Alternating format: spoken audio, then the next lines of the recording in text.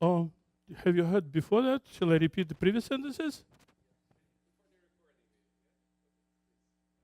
Okay. So, 1925, quantum mechanics formulated. Measurement theory formulated, entanglement discovery. So it's become clear that it's a good idea to compare it with the classical random variable.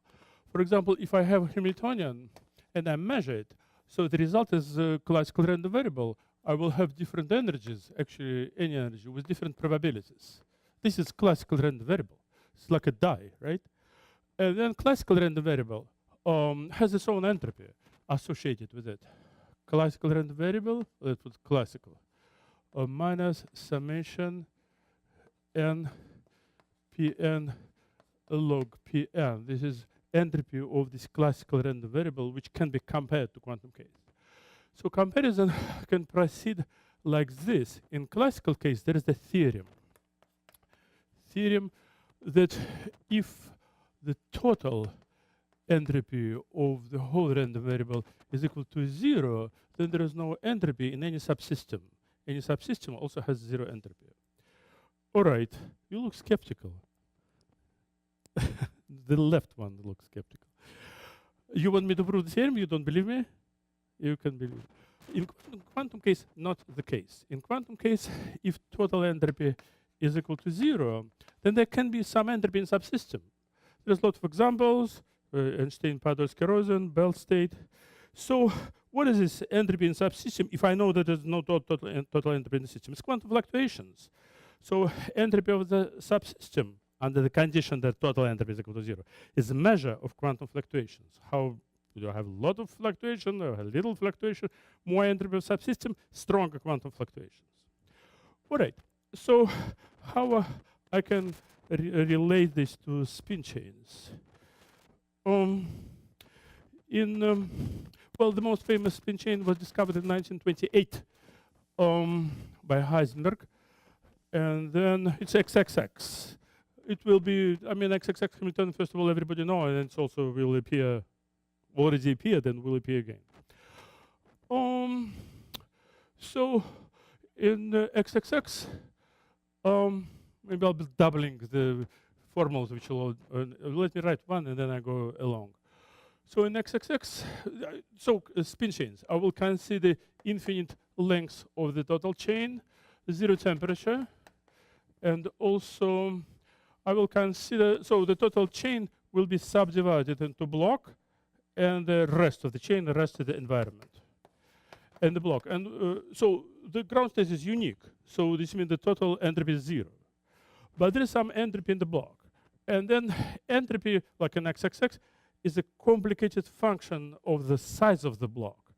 But it simplifies when block become large. By large, I mean double scaling limit. So the size of the block is much, much smaller than the total size of the lattice, but much, much smaller than 1. This is standard double scaling limit when theoretical physics works.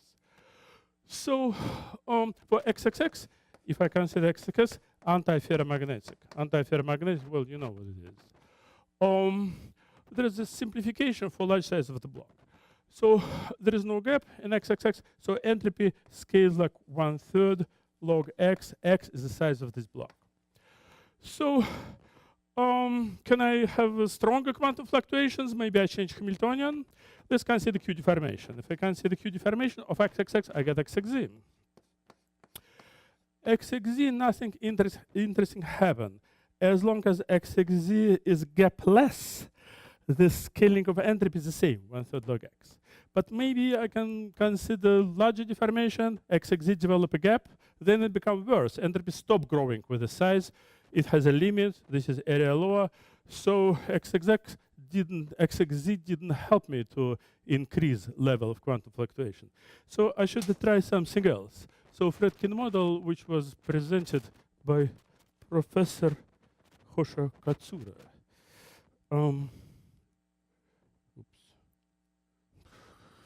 Maybe, how about this? Oops. It goes? No, now I'm lost. Wait. This this is some introduction in relation. This is application of spin chains to high energy physics, which are maybe not so interesting. To here, I go back. And, start going. Okay, so this is XXX again with its scaling of entropy. And then we want to go to Fredkin chain. So Fredkin chain was presented previously, but this is another way to write it, to write the Hamiltonian. First of all, let me try not to mess it up. Okay, so it looks like interaction of three lattice sites, right? The first term, j plus 1 and j plus 2 interact like XXX. But the third one, the j, this is the switch, right? So if sigma z in the j side is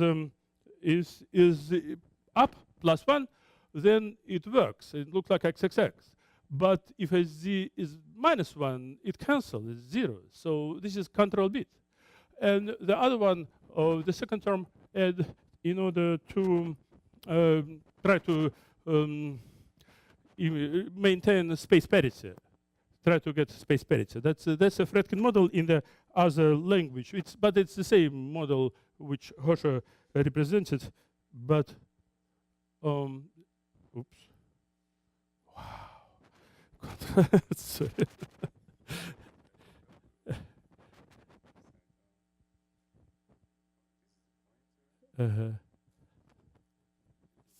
Okay. You're worse than me. Well, maybe we can help. Control L should be. Yeah. So where's the pointer? Okay, thank you. Okay, so let me try to go to the next one. How about Control L? Oh, yeah. Stay like this. It's upside down. See, that one is upside down. Maybe I should give a lecture on the blackboard, you know?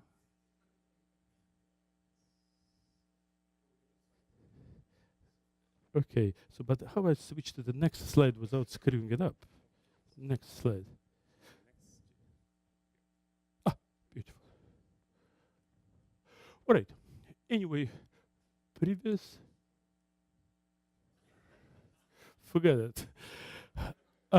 Anyway, Fredkin chain was introduced by Professor Katsura, so that's the same chain. And well, it's not. So my idea was to formulate some history and also to formulate some open problems. So this chain, as you notice, we know exact ground state wave function, which described in terms of combinatorics, Dick work, but also we know some other eigenvectors, like ferromagnetic state is exact eigenvector of this, and also one spin-on state. Also, if I flip one spin in the ferromagnetic state, then all of these three spins will not interact between one another. And still, one spin-on state is exact eigenvector of ferromagnetic. But we don't have beta ansatz, we don't have a Yang-Baxter equation relating to this. So describing this. So this is an open problem to solve it. Anyway, let me try to switch it without, yes, it's not so bad. So this is description of the ground state, which already was given by Hosho, so I'd rather skip it, it's the same. Important thing, well, you remember, the ground state given in terms of combinatorics, in terms of this Dick walk. So those are Fredkin moves. So Fredkin moves, I have a peak, and then this step up goes through. And I have peak down, this thing goes through into here. So we was trying to think how to solve the model, and we consider the algebra of these Fredkin moves. It is kind of a deformation of, it is related to temporally Lieb algebra. We managed to identify this with something known from the literature, it's Artin algebra. So we thought maybe it will help us to solve it completely, but so far we didn't solve it. By now our main hope is semigroups, a semigroup formulation, and it will be reported tomorrow. Pramod will give a lecture tomorrow about semigroup description. So I don't know, this is our hope, but still it's open problem. This is the Schmidt numbers which were all described by Hosho Katsura, colored case, matching, colored matching, all of this coincide. Let me, okay, this is, you said too ugly to write, right? So this is Hamiltonian in terms, this is colored Hamiltonian. So two colors, well, it's spin S3, but actually it's misleading because this is, it's not a C2 invariant. So the Hamiltonian in the colored case consists of three terms. This is the boundary term, which Hosho described correctly and appropriately. And the bulk term consists of two different terms. So this is one term. The next one will be on the next transparency.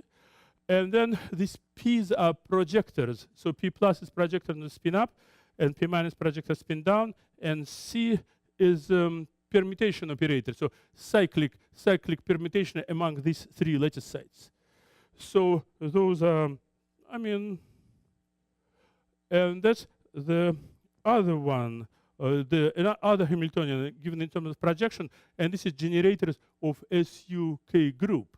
So colored case actually has K is a number of colors, SUK symmetry, and I mean this is just new formula which was not presented, and I mean it's the most interesting from the point of view of entanglement because entanglement exponentially increase. So this is the model where quantum fluctuation is larger than XXX and larger than all known spin chains.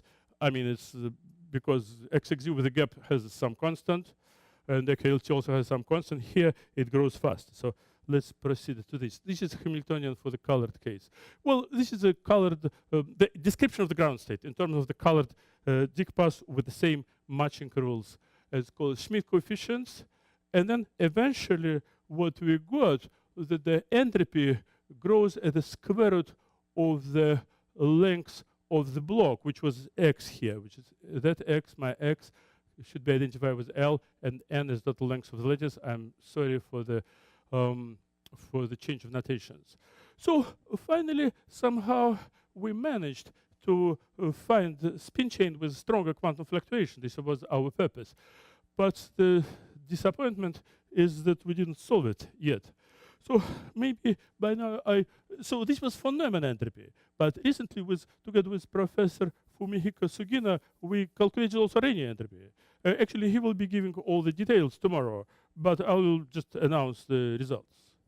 So what's about Rényi entropy? Let me get some eraser. So first of all, we have like our own point of view to Rényi entropy, interpretation.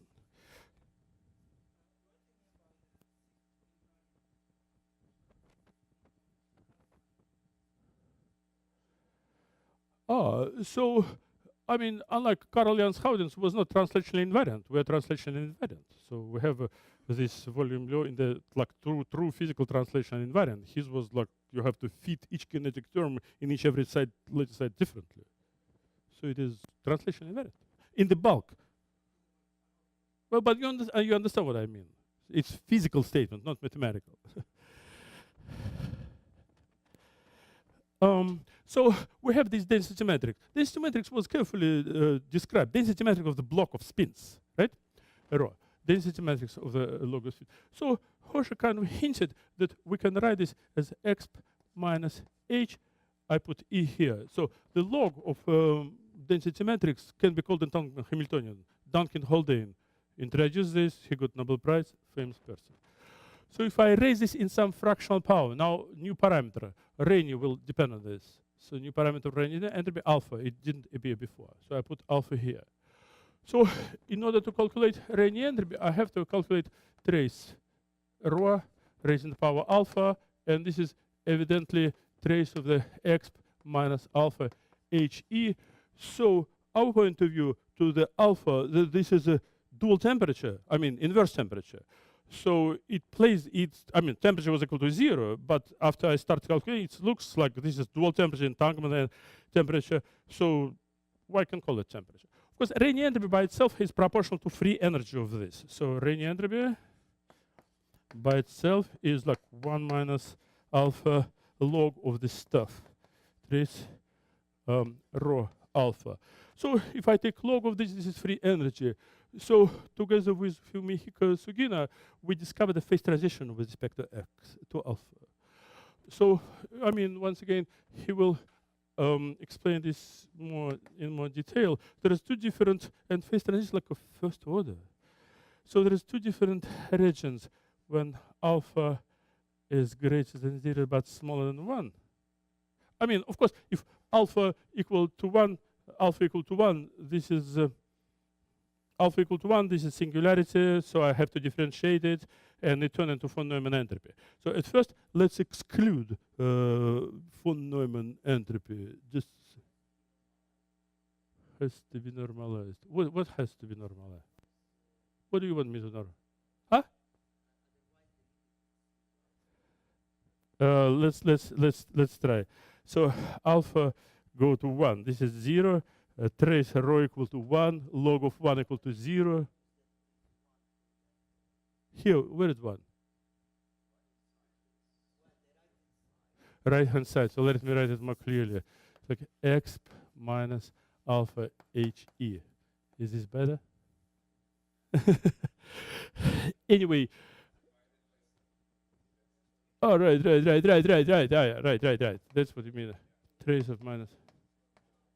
I'm sorry, I apologize, mi scusi. So it has to be normalized right hand side. Anyway, for smaller alpha, the Rényi entropy increases linearly, right? So this is volume law. So SR is actually proportional to L with some coefficient. So this is volume law, and this was your Q deformation of Klitsch. You had it for Neumann entropy, and we have it for Rényi entropy of Fredkin model. This is Fredkin. We're not deforming the model. It's Fredkin model, just Rényi entropy. Of alpha equal to 1, we know. This is for Neumann, we already discussed. When alpha is greater than 1, but smaller than infinity, it changes, then Rényi entropy come back to old-fashioned log with some coefficient, logarithm. So it switches. There is phase transition with respect to alpha, which is dual temperature. And then Professor, my co-author will explain this tomorrow. I'm coming to the end of my lecture. And then, so let me emphasize what the bottom line is. We was looking for spin chains with stronger quantum fluctuations. We found some which has interesting mathematics because it's related to combinatorics, Dick work, and this is the hardcore mathematical problems of combinatorics. Still, it's not solved yet. So open problem, find beta ansatz, or Young-Baxter equation, which is not solved yet. So I take questions by now.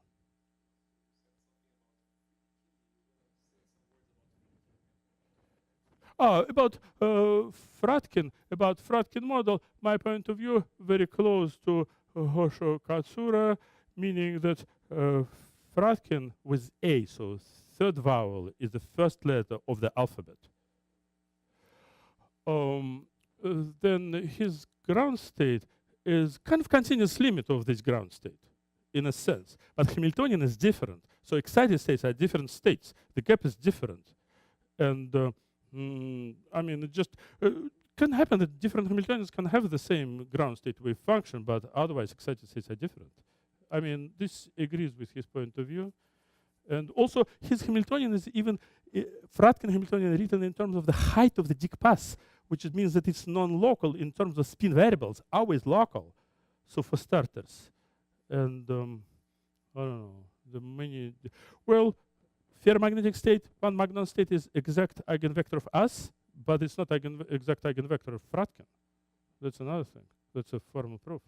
I'm not sure even Fredkin even renormalizable. He has quantum field theory, with like Fredkin, he has quantum field theory. Let me recall his quantum field theory.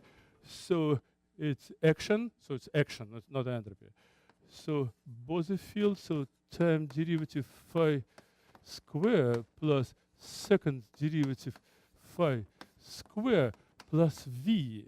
And v is potential, which looks like this. This is phi, and this is v, so it's equal to infinity in the left, like actual infinity, and 0 to the right. I'm not sure this is renormalizable quantum field theory. Actually, I think that if you calculate one loop correction to this, it will be not zero here. Actually, there will be infinite corrections on the right-hand side. So this is semi-classical potential. If you calculate quantum corrections, will be not good at all. So anyway, you asked me about Fredkin, that's my opinion.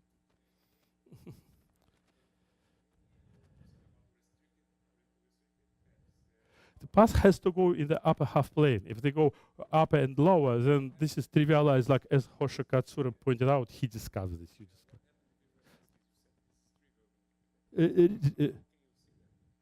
I mean, you said this, you proved it. Why don't you go prove it on the blackboard? Hosha, how about this? I mean, I read some paper by Bagalubov. Actually, it was the Simon Center one, but it's like some calculations. It was not evident. It's not back on the envelope calculation. His paper was like 15 pages calculations. I haven't seen your calculation, but maybe you have short a derivation. I mean, somehow Bagalubov considered XY standard solution like Jordan Wigner, but he managed to represent this in terms of Dick path, which goes up and lower. That's the source of my knowledge. And Hosha has something different, but I guess he has to reply to that.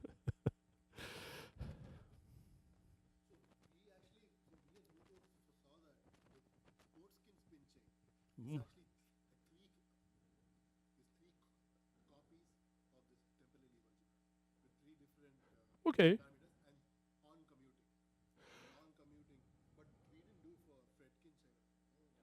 Well, you present tomorrow, but for sure, I mean, our co-authors, they also consider this Rényi entropy was calculated not only in Fredkin, but also in Motzkin. In both, it has a similar phase transition with respect to alpha, which can be interpreted as dual temperature.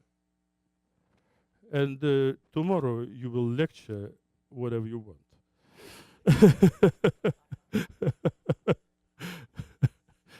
You want to say something? No, it looks like he wants to say something. No, Fredkin, the whole lecture was about Fredkin, right? Ah, the third one.